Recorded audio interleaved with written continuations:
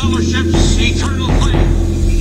Once again, midsummer sets us free.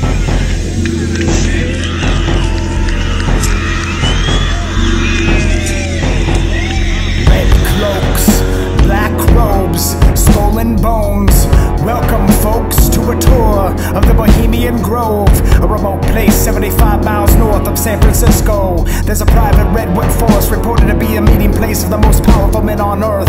2 weeks out of the year they meet in seclusion, discussing who will be the next president and mastermind ideas to keep people in the dark about these illusions, confusing the mass populace with the idea that freedom still somehow exists, and making us think that we need elected puppets to control the things we simply cannot fix. The creation of false threats and controlled opposition they call terrorism, a mission to put America into submission under the thumb of Big Brother, who's come to protect us from evil Muslim terrorists and health threats, maintaining our protection by injecting us with drugs and taking naked pictures of us every time we fly out of airports. How many more lives will it take?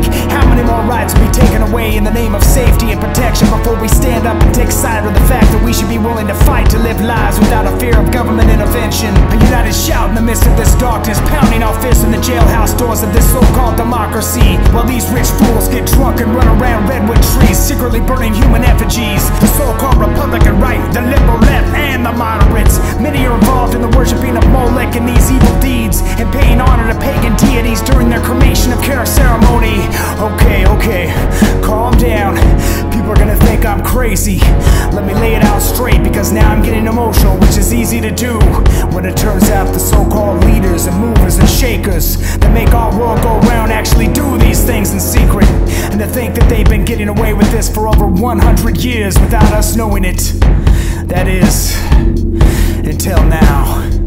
In 1872, a bunch of rich suits formed the secretive group, which consequently grew to include many of the richest, most powerful men on earth, presidents too, those who are in the loop that make decisions that affect me and you.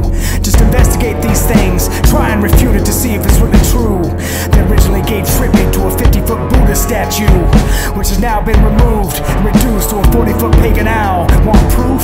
Look at the bird's eye view, blatantly laid out in the US Capitol. Zoom into the corner of the $1 bill to see their owl symbol, or in the logo of the National Press Club, corrupted with the blood spilled by murderous worshippers of Molech, aristocrats of many varieties, blasphemous, fiendish mercenaries, nefarious Luciferians, bent on a new world order, believing mankind can muster up the power to usher themselves into some sort of Aquarian age, using the lie of evolution to manage a new stage of elevated transhumanism, based in DNA manipulation and pineal gland activation, opening demonic portholes and gateways. The Jack Parsons of today, preparing their large Hadron Collider Stargate to initiate contact with entities outside our time and space domain, imitating aliens and agreeing to be seen as anything needed in order to corrupt and profane our brains and keep us enslaved, maintain the lie until the very end of days.